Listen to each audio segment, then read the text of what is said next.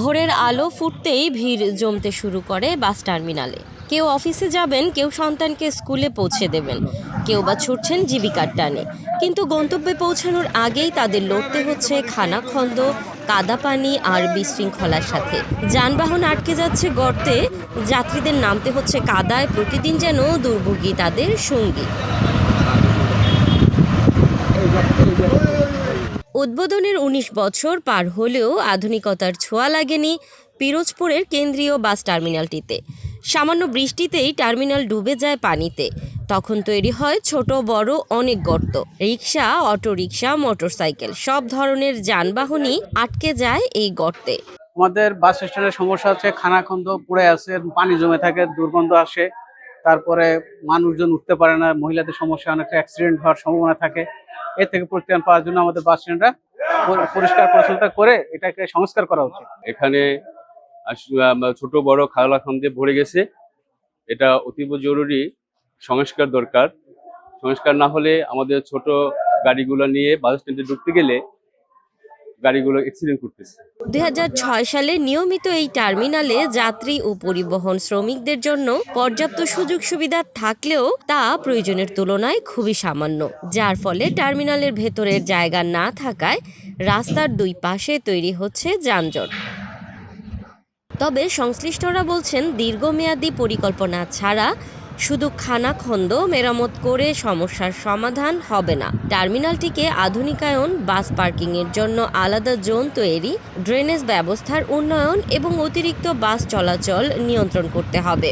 যদি গাড়ি ভিতরে ঘুরাইতে যাই তখন গাড়িতে ফাইসা গেলে গাড়ির চেন কপ্পা লাগে উঠাইতে, ক্যারিং লাগে উঠাইতে।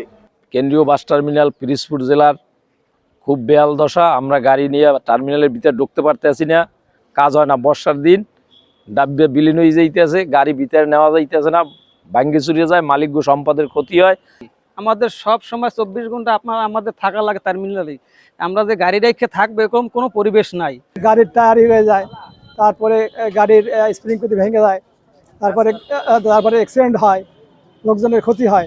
আমরা চাই এটা সংস্কার চাই, যাতে নিরাপদে গাড়ি চালান যায়, গাড়ি রাখা যায়। এক্সট্রিম মশার কয়েল প্ল্যান্ট ফাইবার দিয়ে তৈরি, ডেঙ্গু, চিকুনগুনিয়া বাহি সহ যে কোনো মশার বিরুদ্ধে দেয় এক্সট্রিম সুরক্ষা। বাস টার্মিনালের ভেতরে উঁচু জায়গাগুলো নিচু করা হলে যাত্রীদের হয়রানি কিছুটা লাঘব হবে বলে জানিয়েছেন পিরোজপুর জেলা বাস ও মিনি বাস মালিক সমিতির সভাপতি। আমরা বারবার পৌরসভাকে আহ্বান জানিয়েছি যে আপনারা এই গর্তগুলো ভরাট করেন। এই বর্ষা মৌসুমে সবচেয়ে বেশি ক্ষতিগ্রস্ত হয়েছে আমাদের মা বোনরা। আমরা আশা করছি পিরোজপুর পৌরসভা এবং ঊর্ধ্বতন কর্তৃপক্ষের কাছে, আমরা বারবার ডিডিসি মিটিংয়েও উল্লেখ করেছি। গত বছর টার্মিনালের স্বল্প পরিসরে মেরামত করা হলেও অতিরিক্ত যানবাহন চলাচলের কারণে তা শেষ হয়ে গেছে। নতুন করে প্রস্তাবনা পাশ হলে নতুন করে সংস্কারের কাজ শুরু করার কথা জানিয়েছে স্থানীয় নির্বাহী প্রকৌশলী। ডিসি মহোদয়ের মাধ্যমে আমরা একটা স্পেশাল তদবিরও স্যারে করছিলেন, সুপারিশ করছিলেন। বিভিন্ন জায়গায় আমরা স্কিম প্রেরণ করছি, কিন্তু এখন মতো আমরা বরাদ্দ পাইনি। আর গত বছর কিছু আমরা মেরামত করছিলাম অল্প পরিমাণে, সেটা এখন মানে যেহেতু বর্ষাকাল তো এটা অল্প মেরামত স্বল্প পরিসরে। আমরা আশা করি বরাদ্দ পেলে যে কোনো প্রজেক্ট যদি অন্তর্ভুক্ত করতে পারি, আমরা এটা বাস স্ট্যান্ডটা সেরে দেবো।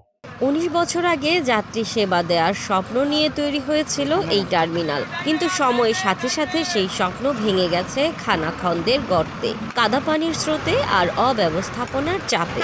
আজ এটি যাত্রী ও শ্রমিকদের জন্য পরিণত হয়েছে দুর্ভোগের প্রতীক হিসেবে। তাদের একটাই দাবি, দ্রুত সংস্কার ও আধুনিকায়ন করা হোক টার্মিনাল, কারণ নিরাপদ যাতায়াত বিলাসিতা নয়, এটি মানুষের অধিকার।